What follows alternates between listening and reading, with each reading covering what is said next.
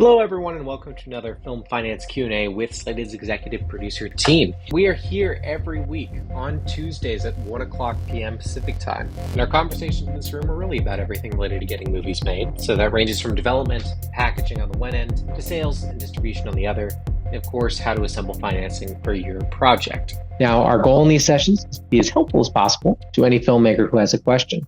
Whether you're brand new to the film industry or you have a bunch of credits under your belt. There are no dumb questions in this room, and we frequently answer questions from beginning screenwriters and seasoned investors alike. We're also happy to answer any Slater-related questions that you may have, including how our executive producer team chooses which films to package and finance, as well as the best ways to take advantage of the tools on our platform. We usually go for a bit over an hour, but of course that all depends on how many questions we get as we go along. So if you do have a question for our team, we encourage you to please raise your hand and raise it early, so that we can be sure to get to it before our session ends today. If you don't want to talk on mic today, that's also no problem at all. In that case, we welcome you to write your questions in the comments section. We'll read your question out loud and answer it live. Also, if you like these conversations, please feel free to share the Zoom link with your friends.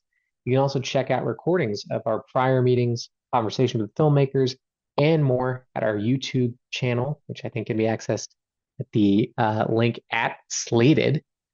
And I think, yeah, with all that said, without further ado, I'll go ahead and introduce my fellow panelists today. So joining us today, as they do every week, are Chelsea and Greg. We'll have Chris on very soon as well. But Greg, Chelsea, if you guys are able to take yourself off mute, how are you doing today? I'm doing good. Mitchell, can you hear me okay? Yes, it's a little soft, but I can hear you. Okay, great. Well, I'm going to futz with my audio settings, but otherwise I'm doing good. How are you? And how are you, Chelsea? I'm good. It's been a busy week. We know that we will have a couple of our team members out of the office for a portion of this week and next week. So we're just getting all of our ducks in a row to make sure that they can have comfortable time away because we're all deserving of that. And yeah, otherwise, just sort of working on existing projects here. Yeah, a lot to sort of notify our investor base that we've got a lot of active projects. So busy as always. Yeah, I'll echo that. Very busy day today. Summer, I feel like, is usually a busy time for us. But yeah, August is, I guess, technically we're headed into fall now. And yeah, it feels like a lot of our partners that live abroad are on vacation now. So it makes sense. Yeah, it's like we went through a very busy stage. So and that momentum is continuing. And yet a lot of people are now slowly sort of trickling out of office as well. So it's a weird time for sure. After the fall, I feel like October, November, and December always go so quickly, especially because it does quiet in terms of production during the winter. But yeah, it'll be an interesting August, September for sure. Absolutely. And it looks like the room is starting to fill out. So just as a reset and a reminder, this is Slated's Film Finance Q&A. So what we usually do and how we usually lay these rooms out is that we oftentimes will talk a little bit about a couple of different topics and headlines in the news first, and we'll get to the questions in the back half of the meeting. So we'll probably dive into our first topic very soon, but if you're already starting to formulate questions, please already feel free to raise your hand. You can do that by clicking on the React button at the very bottom of the screen, or by posting your question in the chat, and we'll be sure to get to it when our Q&A section does come around today. All right, well, I think we can go in and get to our first topic of the conversation, which is about a landmark AI lawsuit from the firm Anthropic. Basically, this AI company was being sued over copyright claims, how it was taking, I think, existing books and other material in order to train its model without compensating any of the artists or companies involved that originally produced the material that the AI used to learn from. For this particular settlement, the court had ruled, and please correct me if I'm misunderstanding Greg or anybody else, that it was all right for companies to go ahead and train their AI models using those sorts of books and material so long as the company paid for a copy, because they kind of argued that it was very similar to how a human child or something like that might learn a piece of information if they purchased and did a book themselves. So that is very interesting. It could be something that kind of leads to a little bit of shift in how all these companies are gathering materials to train their algorithms on. But first, I want to turn it over to my fellow panelists here, Greg, Chelsea, and yes, Chris has joined us as well. Any initial reactions to this news? Any other pieces or topics from this report in the Hollywood Reporter that you want to highlight? Yes, I think this is a worthwhile headline to highlight for all filmmakers and creators for a number of reasons. So there was some question as to whether or not these AI models were even legal, right? And probably most of you who have considered using AI for generating pitch materials or for proofs of concept or any other, or for help with writing. Perhaps one of the considerations you've had is whether or not the model you're using has trained on data that is legally obtained. And so this is a really important ruling. Both the ruling in June was important, and this, I would say, is the second most important ruling. It kind of assesses two things. And the judge of this, this was a district judge named William Alsup, ALSUP. So you could sort of refer to it as the Alsup ruling.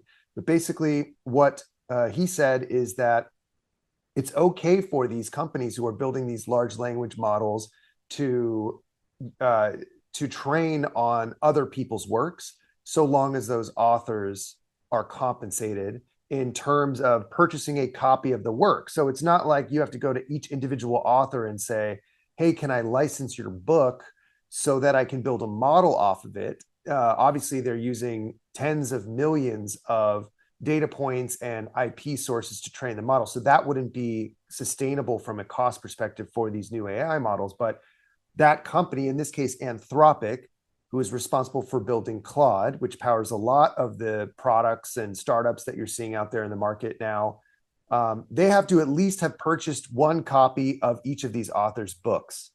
And so if the book costs $7.99, the Anthropic has to make sure that the company, from a company account, purchases at least one copy of that book. And there's two reasons for this. Number one, as you referenced, Mitchell, the judge sort of looked at it similar to the way that humans learn. And they said, well, if you're a human author or a human creator or a human inventor, and you're building a product that's informed by knowledge you gained from research, the model's doing the same thing. It's conducting its own research. It's learning from all of the available information out there, and it's creating a new product from that information, which is the AI output. The model itself first is novel, and then the outputs themselves are novel, which makes the second point that the judge reached in June, and that was that each output from these models are transformative. So, for instance, you may be aware Sarah Silverman is part of one of these lawsuits because her book was downloaded illegally. She was never compensated, and she started to see specific, she somehow caught wind that the model was trained on her book. So if the model is spitting out paragraphs that look a lot like plagiarism, copied word for word from their source, then that doesn't fall under fair use. That's still illegal. But these new large language models are spitting out answers that are really informed by they're, as the judge called them, transformative, which is to say they're a new answer. They're not copied directly from those source materials. And transformative is a phrase that falls under that fair use clause, where you can actually use, as long as the new work is transformative, it's not effectively plagiarism. So the ruling today basically got the authors paid for their work. There were 7 million works allegedly that had been downloaded without 7 million books in this case that had been downloaded without any purchase or rental. And so those authors collectively in this action are going to be getting paid. But what it signals to all the other AI companies out there is go, make sure that you have paid. Ideally, it's not sufficient. The judge ruled for you to go back and then pay for the book afterwards. You're liable for something if you haven't paid in advance. So if you're building a new model, pay for all the books just the way a human would. And this is a strong signal that those models are in the clear. What that means for filmmakers is that you are likely going to be able to use these models without fear that someone's going to sue you for creating a pitch video that used Anthropic or Google VO, or any of the other models out there that are trained on various works, so long as they compensated the authors of the source material. So we don't really track the legal cases super closely here, but I would say this is definitely a turning point. It changes the trajectory of how filmmakers interact with AI. So it's worth tracking. And this is a decision that a settlement that was signed today, August 26th, and 2025. And so it'll be interesting to see how the landscape matures from this point forward. That's my assessment of it, Mitchell. Rather long-winded. Hopefully you heard that was mostly audible. Very audible. And yeah, very, very good rundown, Greg. Yeah, it's a very interesting topic. I know we've talked many times in this room about making sure that artists are compensated. So this is a step towards that. I think there are still very valid criticisms probably on, both sides about, all right, does purchasing one copy of a book, for a super intelligence essentially to learn from, is that going to be as consequential as one human that could read, only a finite number of books in their lifetime and making that available for others? So there's some questions there, but I am very glad to see that there is some legal progress getting made here so that filmmakers at least aren't in this nebulous position of being like, well, I have all these materials that I created with the use of AI, and I don't know if they're gonna bite me, at the end of the day, and I'm gonna have to do something else to make sure that this is fair and legal. Exactamundo. Yes. So that's the sort of AI update for the day. But I want to get into the exciting news. Mitchell, we have a second topic if you'd like to cue that up. Yeah, absolutely. So our second topic of the day has to deal with spec sales. And in particular, this was kind of spurred on by news that Paramount has just acquired a comedy spec script called Bald Eagles. And it is by Brendan Cohen.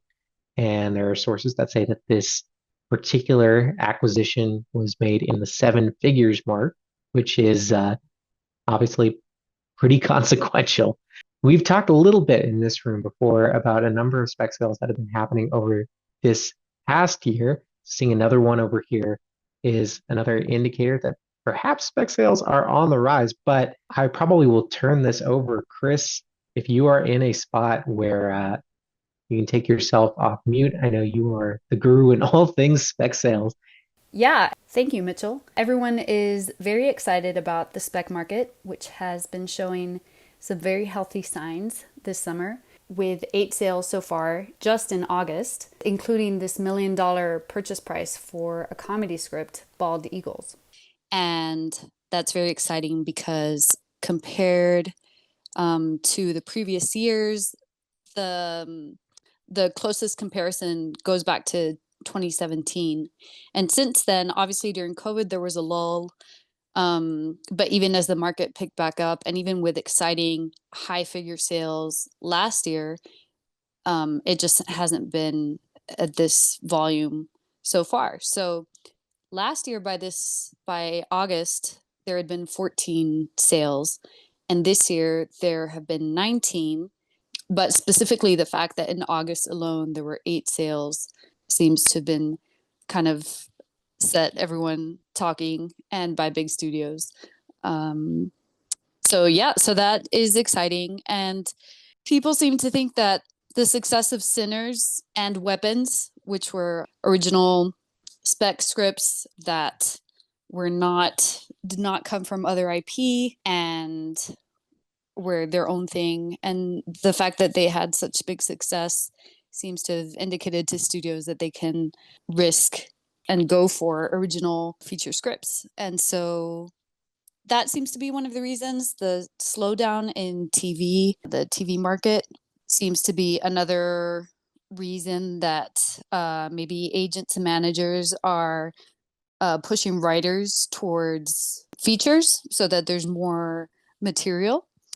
And then just that studios are maybe getting more selective since they have been, because these spec sales, a lot of them have come with kind of attractive packages.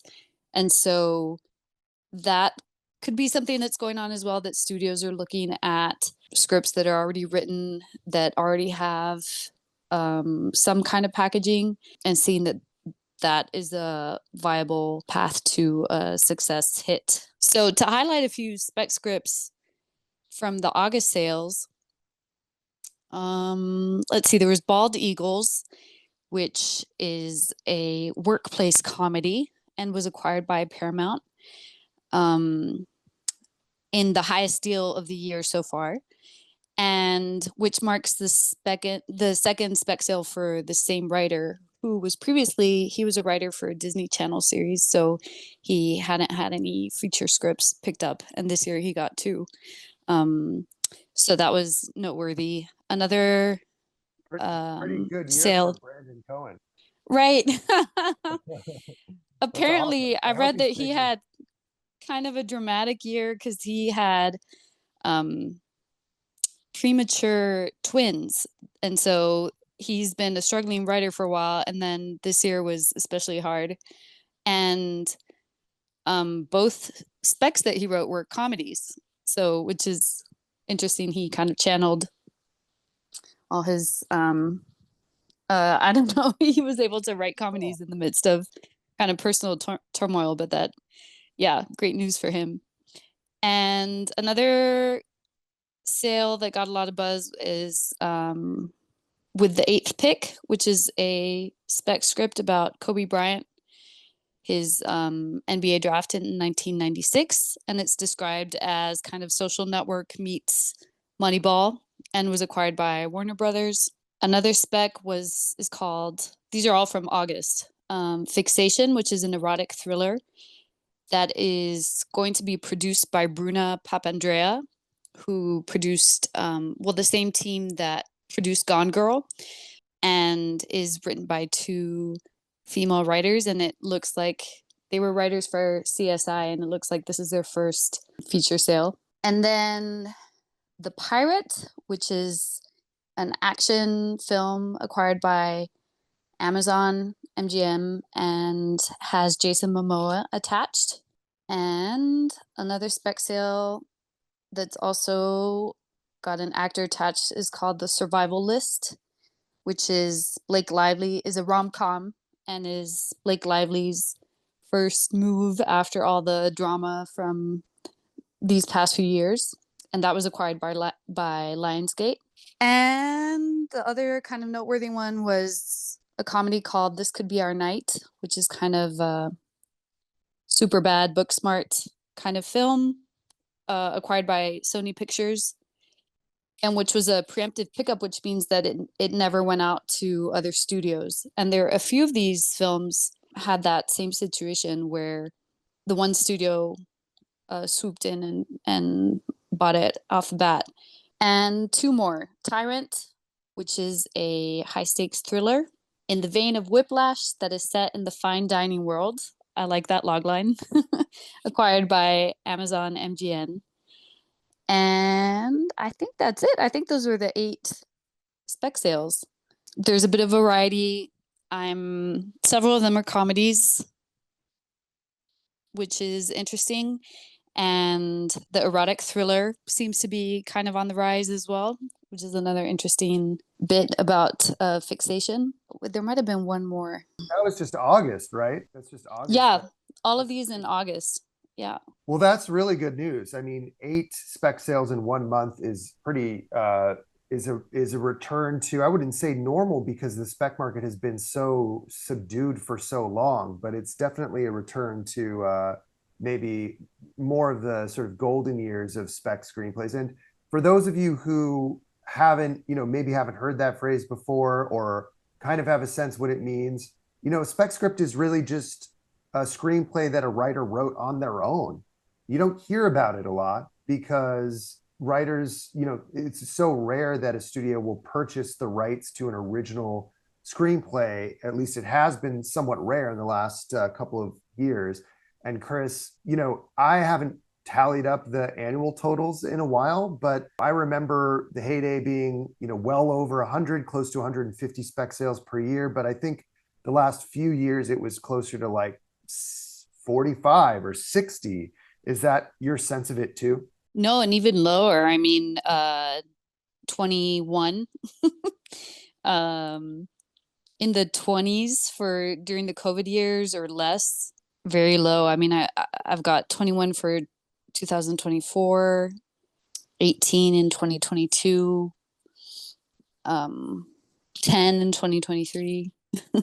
So, I mean, when you consider like how many screenplays are written every year, feature scripts, there's probably millions written every year. And so for 22 of them to sell, that's been rough, but it sounds like things might be turning around a bit, which is really exciting. And it also sounds like, Chris, from what you said, that they're going to be more sort of, I mean, specs by nature tend to be more original.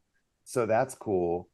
I'd love to hear what your thoughts are so far, Mitchell, Chelsea, if you're still, if you're in the room and able to take yourself off of mute, what do you guys make of this? Is this exciting? And then I hope I didn't cut you off, Chris, but feel free to jump back in as well. Yeah, I mean, for me, it is exciting whenever we get kind of an increase in spec sales. Number one, great for writers, even though the numbers are, smaller than I think most screenwriters would like them to be right now. But it's still encouraging sign that there is a market for it that is, increasing. And I think it also is a good sign as a film fan that perhaps studios are looking to, purchase more of these original material rather than developing stuff in-house and being as reliant on IP. There's another article that came out about a week ago, and I wish I had thought of this before the conversation, but I think it was a big Variety headline piece about Disney Plus being in search of material that would appeal to boys in the 13 to 18 demographic, because their current franchises with Marvel and Star Wars apparently just weren't targeting them enough, and they're looking to develop original projects and brands to help with that. I don't know if they're on the spec sale market, and being Disney, I think they'll probably be a little late to that party, but it could be an interesting result of some of the trends that we've been seeing at the box office, where there have been a lot of big budget projects, whether we're talking about superheroes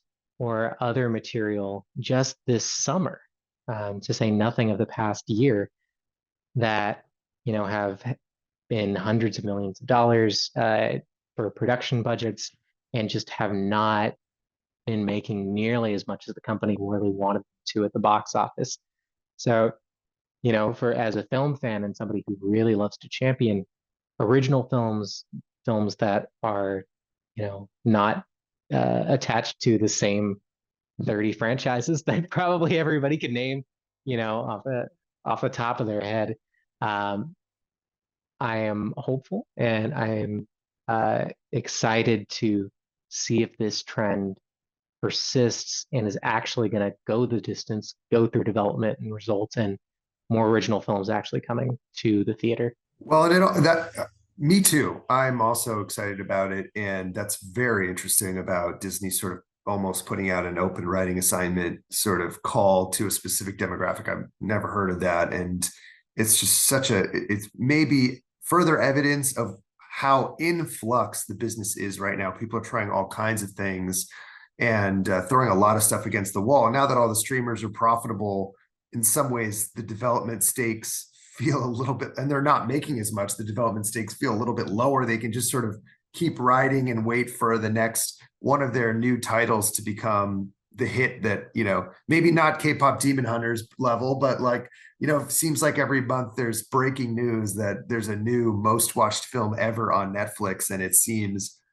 not that there aren't thousands of people working very hard to make that happen, but it seems like their current ecosystem and the few acquisitions that they're making are doing their job. So if they're able to develop some more original movies, then that's all gravy. It would seem.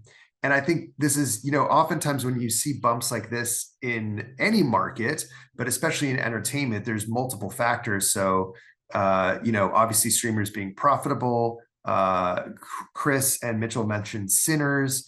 Another factor that we've been tracking this week is that international box office is down considerably this year, with all of the biggest performers, Superman, Fantastic Four, Naked Gun, all being doing much better in the US than they've done collectively abroad, which is a big shift, because it used to be that if you put a studio movie in theaters, you'd do, maybe a third of your box office globally in the United States and Canada, and the other 2/3 would come from the international territories collectively.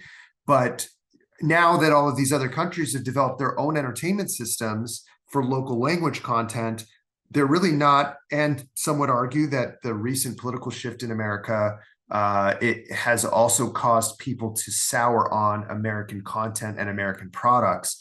Whatever the cause, you're seeing that these films are just not, they've gone from being 2/3 of total worldwide business to a third, which means that, you're losing tens of millions of dollars in potential revenue that any movie can make theatrically.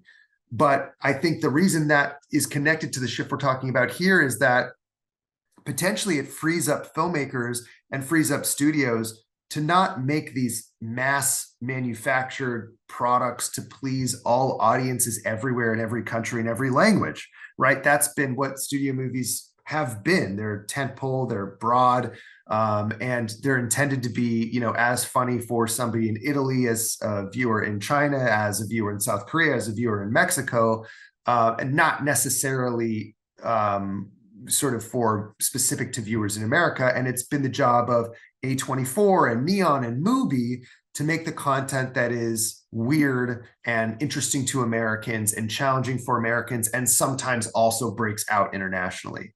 And so if less of our paycheck is coming from international box office and international sales, does that then mean that as filmmakers and as studios, we can focus more on what might be weird, what might be risk-taking, what might be challenging, what might not travel, quote unquote, internationally? And could that maybe in some ways free us up creatively, even if we won't have the same level of budgets to work with in making our content? So all of that, I think, also points to buy more original feature spec sales, because you can take a chance on a brand new writer who wrote something very weird or fun or genre bending. Make that, know that you'll have an audience for it, and just make it with the sense, with a budget that's calibrated to maybe a US first or a US only audience, so that you maybe, but that would then, what that conflicts with in a good way is the fact that these spec sales are also going for record numbers. Chris, you mentioned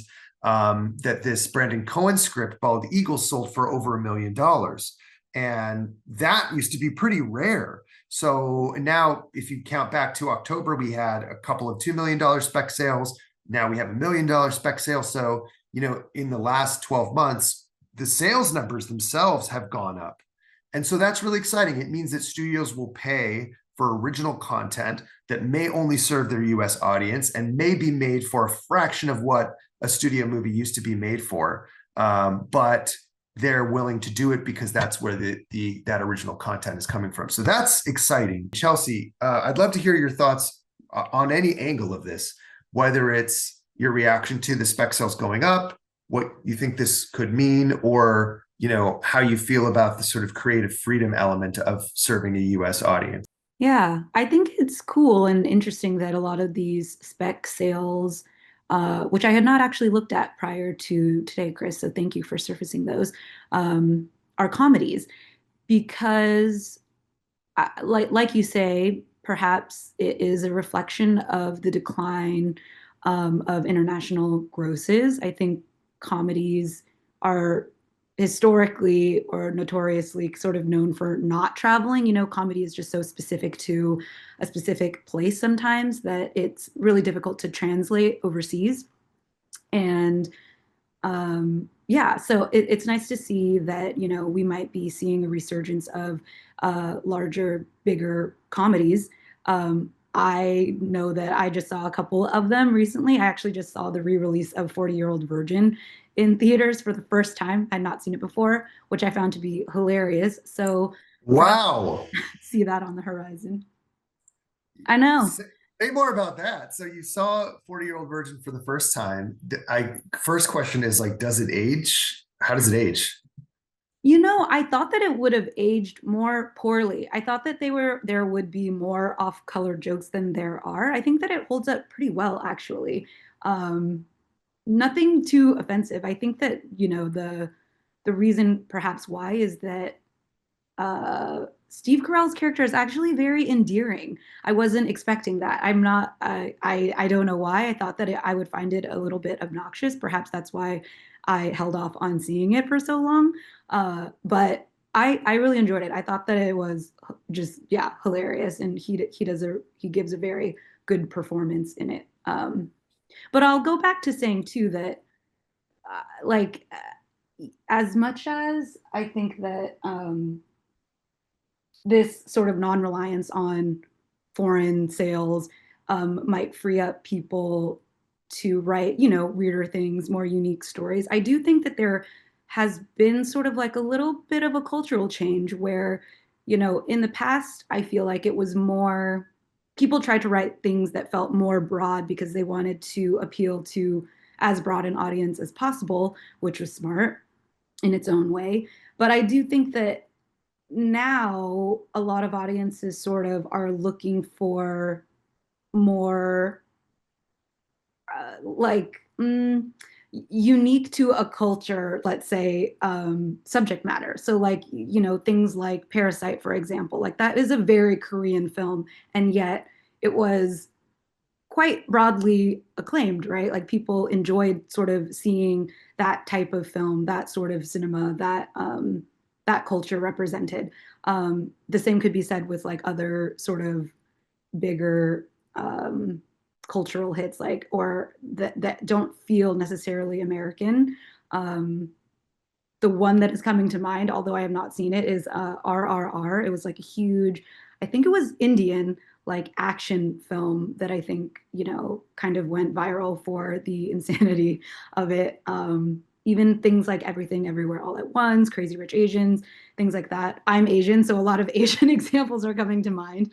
But even something like Sinners or, Get Out, like I think that they're based in very specific sort of cultures and yet found really, really, really wide audiences. So perhaps we'll see more of that as well. I'm really glad that you highlighted that, because for so many years we heard from, I don't know if it was studios or if it was just the peanut gallery that, or if it was sales agents, that culturally specific was a mistake, that it didn't travel, that it was to do so was to take a risk. And yet you make such a good point that it isn't just Sinners, it isn't just Coogler movies, it isn't just Crazy Rich Asians. It isn't just one movie for one demographic that's the outlier. It's a pretty strong trend when you look back at several years, and it's backed up by larger anonymized trends too. For instance, Tubi has said, and I've watched other platforms pivot this direction too,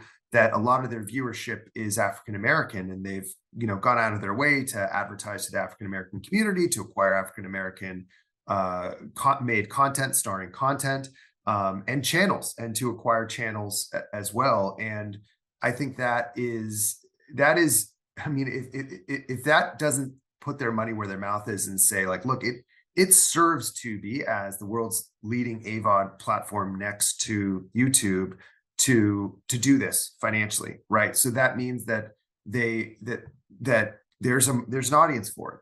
And Crazy Rich Asians does mean that, people want to see this content that shows us different experiences and different cultures. And so I'm really glad you connected all those dots, Chelsea, because it does fly in the face of this conventional, I wouldn't call it wisdom, but I would say conventional cowardice, that showing different life experiences is somehow a financial risk. Clearly, it isn't. The movie just has to be good, and people have to put the same weight behind it, and the same talent behind it, and the same effort and investment into acquiring and assembling that talent as they do with all of the other stuff. So I'm glad you put it in those terms. Hopefully I paraphrased that okay.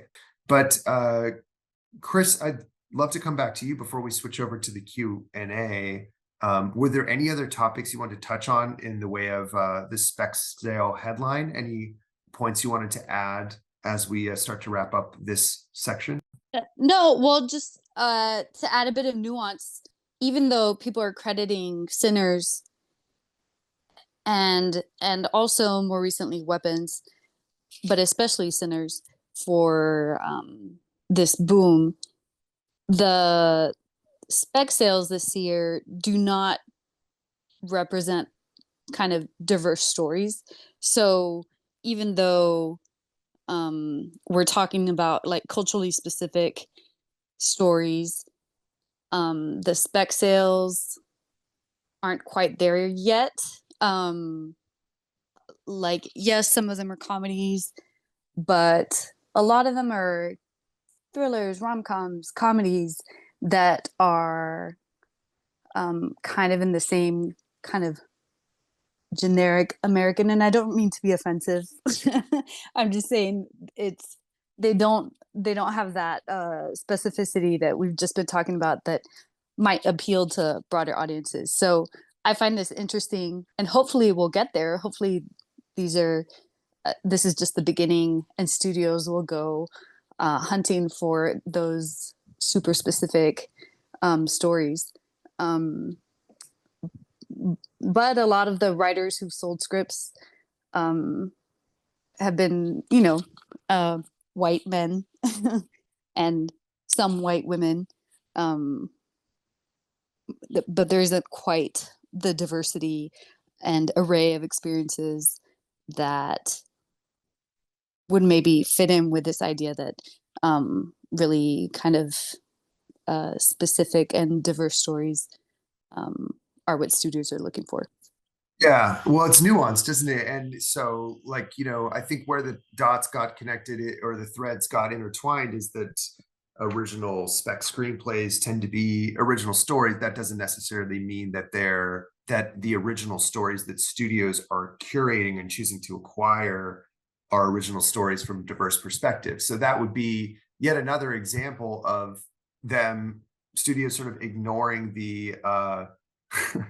ignoring what makes the most sense financially, because they're so addicted to this outdated idea that a certain perspective or a certain demographic is a safe demographic. There's a opinion article from the New York Times that came out August 9th. I don't know if you happen to see it, Chris, but it's saying exactly what you just said. The title of this article is "Hollywood is, quote, hot, horny, and white again." Yeah, because of the Basic Instinct reboot, I think sparked that article.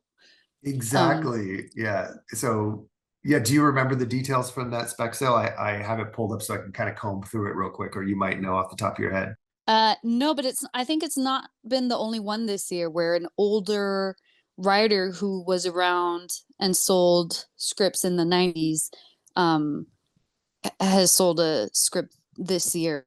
I think he's not the only one. I seem to remember 2 or 3 other sales this year.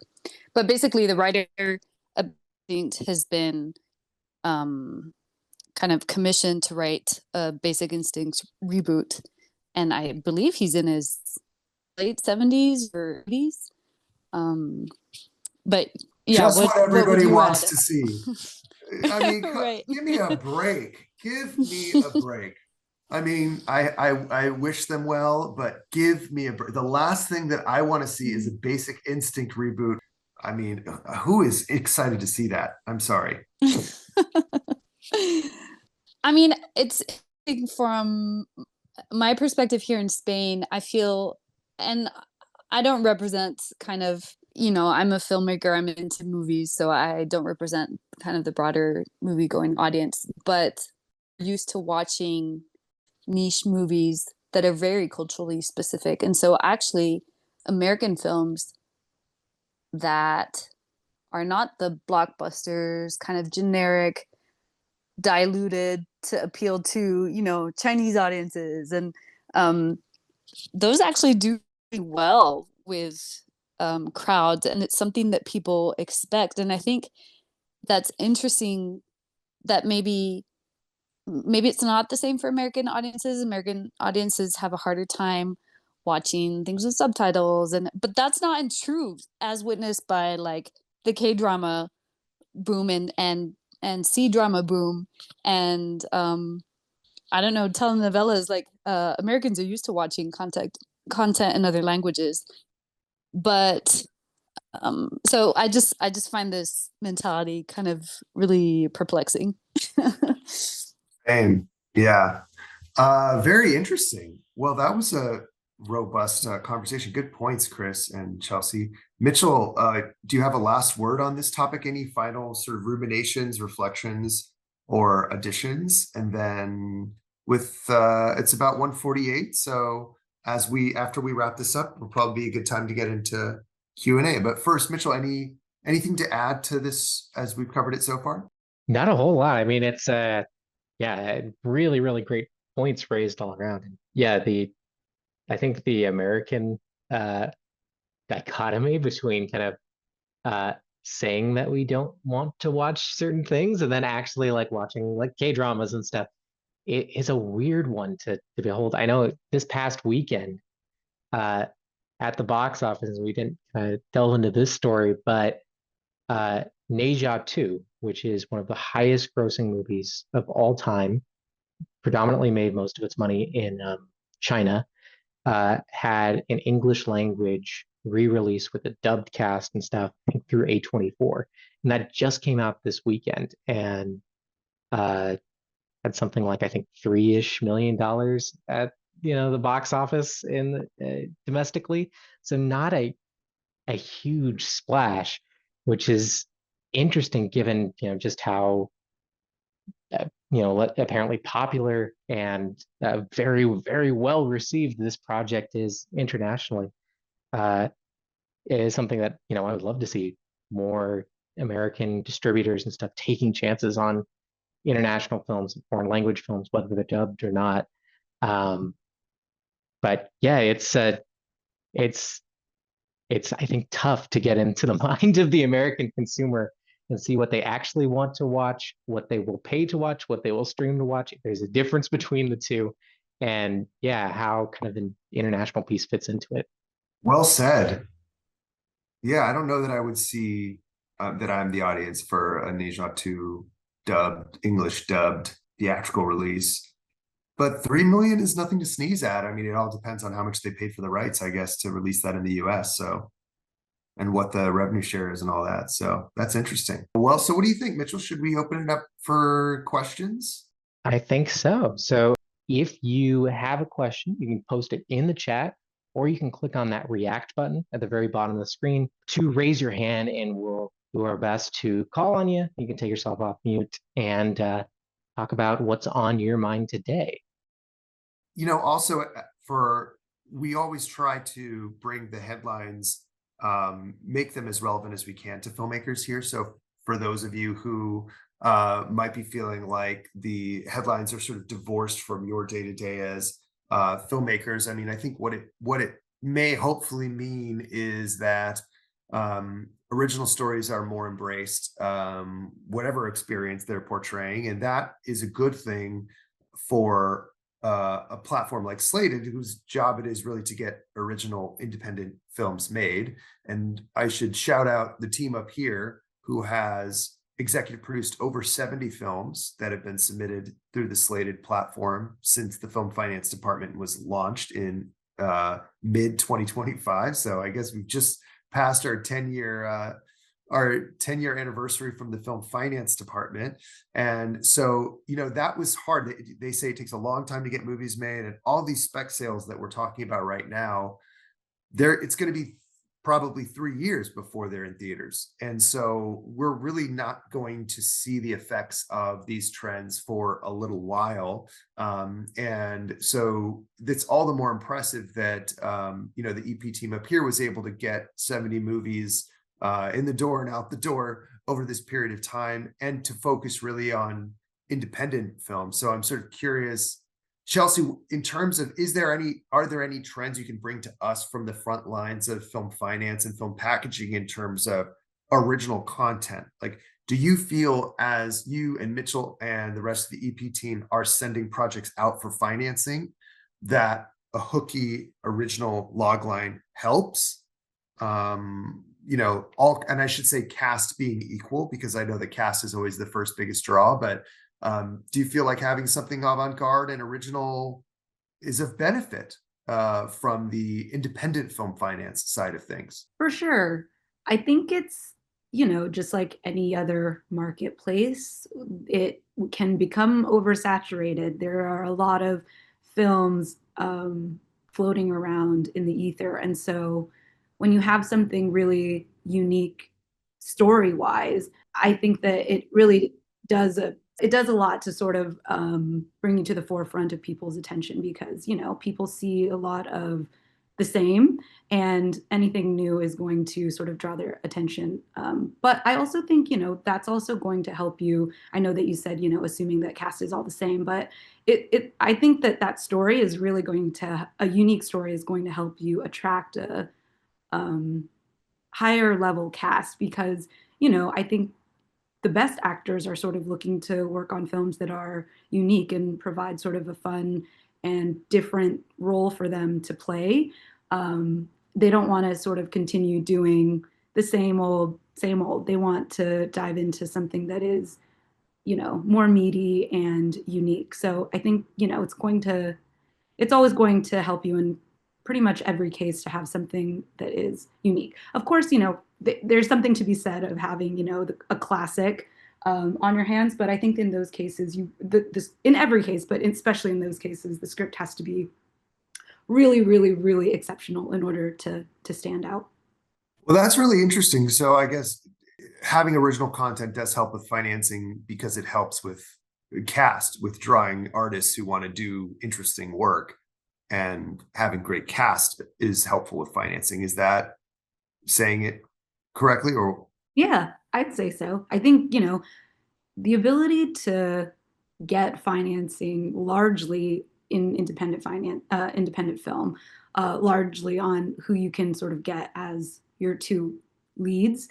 And if not, if your two leads aren't people who are recognizable, at least getting very recognizable cast in supporting roles can also be extremely helpful. But in any case, yes, getting recognizable cast is super, super important, a vital part of getting an independent film financed today, I would say, or at least it makes the very, very, very, very difficult job a little easier.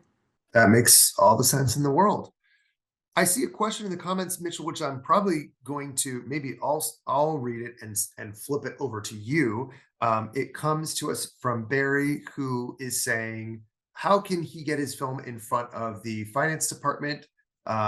He has an original project with one attachment, and they're currently looking for financing right now. So for the purpose of answering this question in today's room, for the broader room, I would say that the first requirement for the EP team is a great script. So anytime a project comes in and gets a 70+ script score, it's going to get a congrats email and an intro to the EP team for further questions. So that's how you start. But let's assume that Barry has a script that already has a terrific script score, and so he does. So he's added I didn't want to out you, Barry, but now that you've written it, I'll read out loud that you have a 75 script score. So let's start there.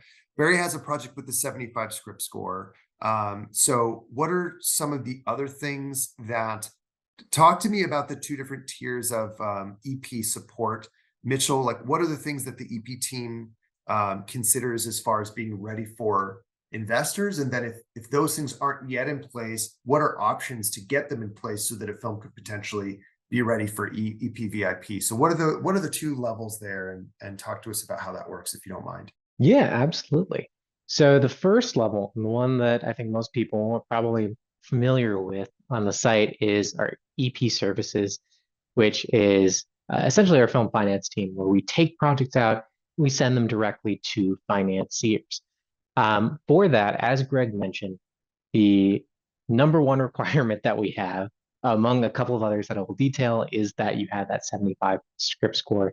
But beyond that, when our team works on these projects, when we're sending them out to financiers, we're also trying to do so in a way that is, giving the best chance for the project to be received positively.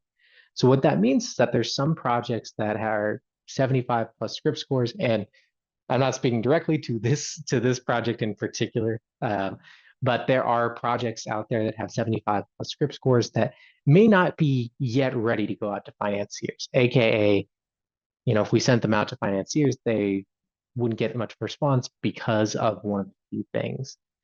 Oftentimes, we are looking for projects that, have a good, sensible budget that's commensurate with the cast that are currently involved in the project. So having 1 to 2 recognizable lead actors, or as Chelsea said, actors that are recognizable in significant supporting roles is always going to be key. The level to which they have to have that certain level of celebrity or artistic recognition depends a little bit on the budget that you're going for. But that is number one.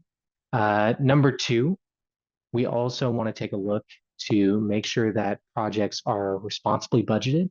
Usually that means that they are being shot in an area that has good tax incentives that can be used to hopefully collateralize the film, de-risk it a little bit for investors. And number three, when we actually go out to financiers, usually having some sort of a time-sensitive deadline helps them to make decisions in a quick fashion rather than just letting it chill in their inbox for months and months and months. So oftentimes we're looking for projects that are about 90-ish days away from the start of photography, as that gives a very good incentive for a financier to make a decision on the timeline that we want. So all of those things come together, and if a project has that, our EP team will reach out. We'll usually have a call and talk a little bit more about deal flow and whatnot. The best way that you can do that and demonstrate that your project is ready is definitely keeping your film page up to date. So if you have film attachments, whether that's cast, crew, or anything else, I would definitely encourage adding and verifying them to your film page so that our team can see, hey, the project is being packaged and is commensurate with the budget that you're offering. Similarly, if you've already got your production decided on where you're going to shoot, you can also go ahead and add and verify in any of the incentives that you're anticipating from that territory, which is also going to be very important, particularly as your film increases in size and scale. But let's say, and this goes to our earlier point of our second tier of service that we offer, but let's say that your film has a 75, you're still in the packaging process, you're not quite ready for EP services yet, but you're still looking for a hands-on kind of personalized mode of support and assistance. What we did is about a year ago, we started our EP consulting program, which basically provides that hands-on support for filmmakers who might not be yet ready to send out to financiers, but are actively in the stages of trying to get a producer, a director, a casting director, or actually going out to cast and making offers, as well as just strategizing in terms of, where do we shoot? How do we get a budget? All of that. So our team does that. It's a paid monthly service.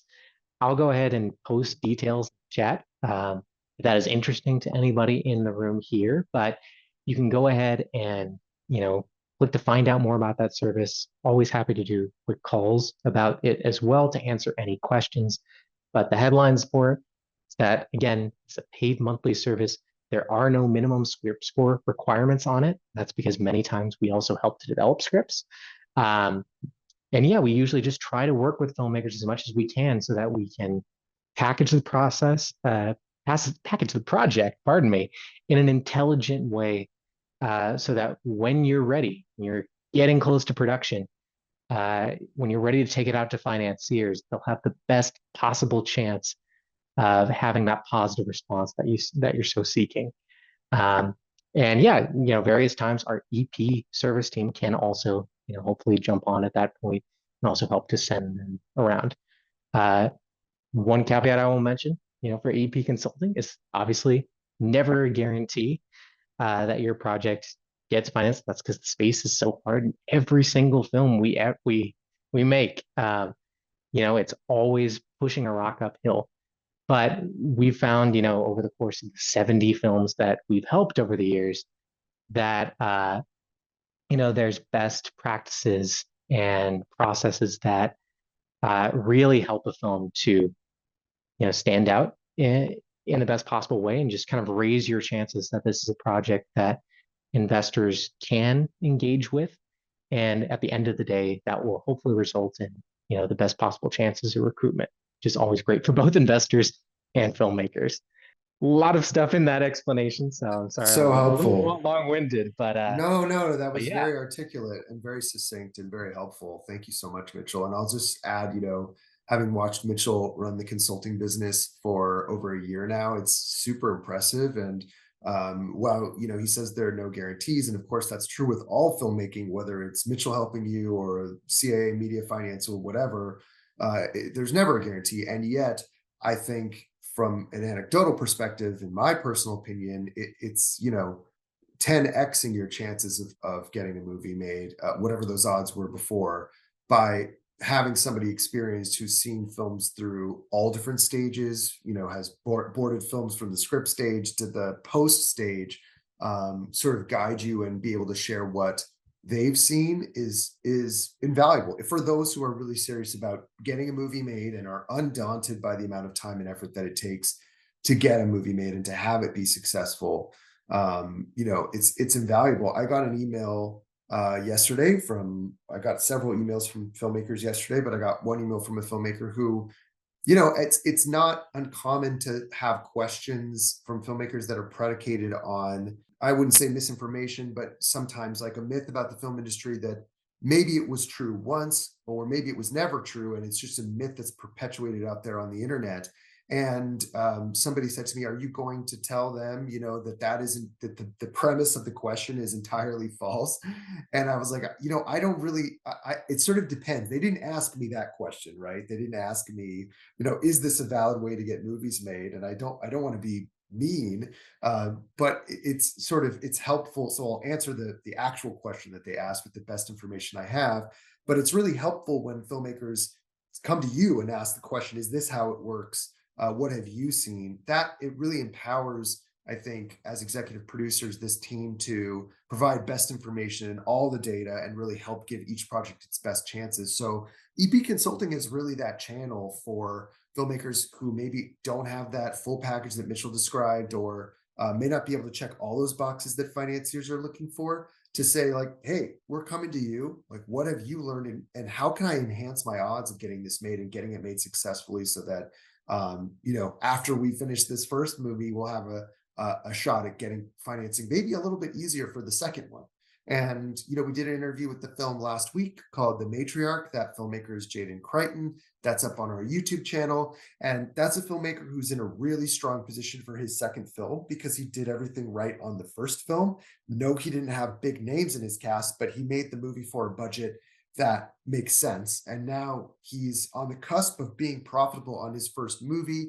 It's done incredibly well on streaming so far. It hasn't even hit its AVOD window. And so, as he was saying, and as I was sort of affirming, you're in a good position to be able to say, look what we did. It's a good movie. It has all fresh reviews. It got a 10 out of 10 from Film Threat.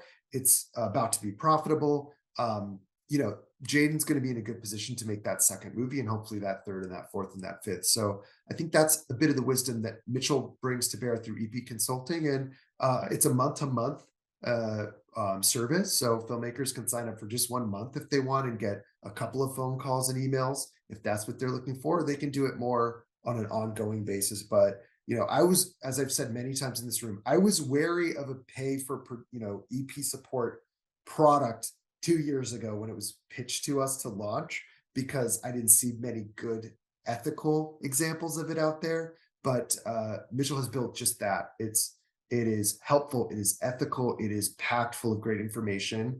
And no, it's not a magic wand. Mitchell's not gonna wave his wand and you'll be on set in 3 weeks, but it's just the best education out there and the best support out there. And it's the good version of what people are looking for, I think, when they say, hey, I need a producer for my movie.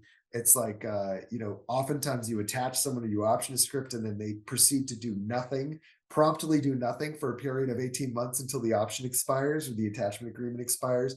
This is the opposite of that. You're getting, daily or weekly information if you want it. You're able to ask questions, you get real answers, and I think you learn a lot in the process. And from everything I've seen so far, it seems like the clients that you've worked with so far are pretty pleased. So that's me talking you up, Mitchell, and all the hard work that you put into stuff. So, Oh, well, thank you, Greg. It means a lot. yeah, absolutely. So what do you say? So we're at 2:10. Do we have any other questions? We just got a question from Joel that says, do we ever partner on EP consulting? For your Mitchell, you do have partners, right? But they're more for materials. How do you work with partners in the EP consulting program? Maybe the 30 to 60-second version of that answer. Yeah, that's a great question. So yeah, as part of kind of our calls and different things that we do, we're happy to work with filmmakers who are, just themselves, or a pair of directing partners, or folks that have larger entities already attached. In those cases, they're always welcome to join on calls, and we're glad to have kind of bigger discussions that kind of involve everyone in it. So, and that is something that we try to bring to bear as well, for films that need it. So, throughout the process for us, oftentimes, if we're assisting films that are continually getting more and more pieces of the puzzles all together, it's common that, a writer can then be joined by a director, who then is joined by a producer and a casting director. And, by the end of the day, we have a call with quite a lot of people all over there. I don't think we have any official partnerships with Buffalo 8. I haven't worked with them as part of, consulting specifically, but I can say from our EP services and for projects on the platform, there are a number of things that we've had that have had Buffalo 8 on them as well. We're always non-exclusive, so we're happy to help in any way that we best can. Yeah, independent films sometimes have like 40 companies on them, so it's that's why the program has been set up. Whether it's EP services, VIP, or consulting, it's always, just to say what Mitchell already said, non-exclusive. And then Mitchell, you do partner like as you see fit for like pitch decks. Like you have a stable of incredible pitch deck artists and casting directors and all of that too, right? So you have the company has sort of friendly relationships with really talented people to provide specified services as the filmmaker may need, right? Yes, we definitely do. So pitch deck artists, line producers, casting directors, we are there's a couple of kind of paid services that we offer that directly go out to those folks. And yeah, for any filmmaker who is interested in getting any of those ancillary materials, always happy to grab those other folks on board and get them on as well. So yeah, it's not just us, flying solo. We're always trying to bring in as many people as we think would be helpful to the project. And then we have one more question from Ian, and then we'll wrap up. So Ian asks, what does Slated get in return for EP services? Another great question. I think it's definitely worth spending an extra couple of minutes to answer that before we wrap up. So Mitchell, how is Slated compensated on the consulting side? And then maybe I'll do the very super fast version of EP services VIP. So do you want to do consulting first? Yeah, so for consulting, basically our compensation is our monthly fee, which is, I believe, $5.95 per month. There's additional add-on services if you want, for like the pitch deck and a budget, but yeah, it's primarily that. So we don't get like any back end or anything like that. EP services, a little bit different in terms of basically where we're coming from. So for those projects that we're directly sending to financiers who are in that spot where they're imminently going into production, and have those additional cast, crew, etc., all ready to go for financier evaluation, we're working on those projects prospectively. And when we are successful on the project, meaning that we actually find financing for the project and that project goes into production, we are paid a rate that usually goes into the budget. But again, kind of all those specifics really depend on the project, what you're bringing to the table, where you're at, and of course, you have to go through all the qualifications of EBS services to get there. But when the project is ready, we usually have a much longer call where we go into the specifics of that deal, get a sense of where the project is at, and we send over a deal memo, all of our points included. Right, exactly. Yeah. So the just to highlight again what Mitchell just said on the VIP side, it's very project specific. So generalizing it here probably isn't going to be super productive. Every project is so different shape and size, and the work that the EP team is going to be coming in to do on that project varies greatly as well. So the best way we can characterize it is that they're paid an EP fee from the budget, as Mitchell described, so that when the film goes into production, Slated's EP team gets that prearranged budget. But how that's prearranged EP fee, but how that's designated depends on all the details of that and what Slated's EP team is going to be doing for the course of their work with the project. So a little bit harder to characterize, but once projects are striking that deal with Slated, they arrange those deal points, have all those conversations, ask all those questions before they decide to move forward. And as Mitchell said, on consulting, it's just the monthly fee. So on the consulting side, Slated doesn't take any part of the budget as an EP fee. They don't take any back end. There's no credit. It's just the monthly consulting fee. And yeah, I mean, $595 is not a small amount as a month on a monthly basis. But I think if you think of it in terms of maybe you're budgeting to do a few months and you're comparing that to what you would pay to go to the world's best film school, which I would argue that Mitchell's services are competitive with, then it ends up, I think, being a great deal. And sort of, if you're going to do 3 months of any filmmaker education, I would say Mitchell's EB Consulting is the way to go, because it's not just theoretical, it's also actionable about your specific project. So yet another shout out to you, Mitchell. We'll probably leave it there because it's past 2:15, and I know Chelsea and Mitchell and Chris all have to get back to work. So unless there's anything that you'd like to add, Chelsea or Chris or Mitchell, then perhaps we can swing it over to you, Mitchell, to wrap us out, close us out for the day. Yeah, I think that's it for me. So I'll go ahead and close this out. But thank you all again for a great conversation today. Special thank you to my fellow panelists, Chelsea, Chris, Greg. Thank you all for your great contributions. Excellent conversation today. If you like what you've seen here and you would like to see more, feel free to come back to us next Tuesday at 1:00 p.m. Pacific time. We do this weekly.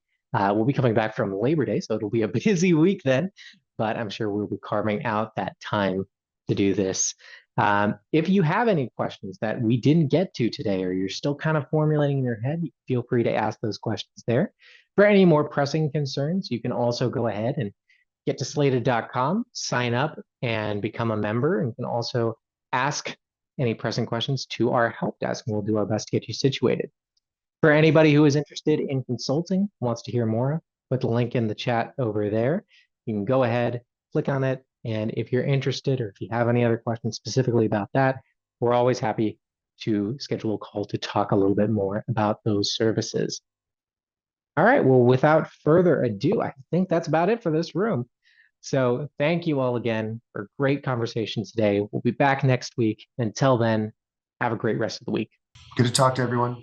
Thanks, guys. Bye. Bye. See you next week.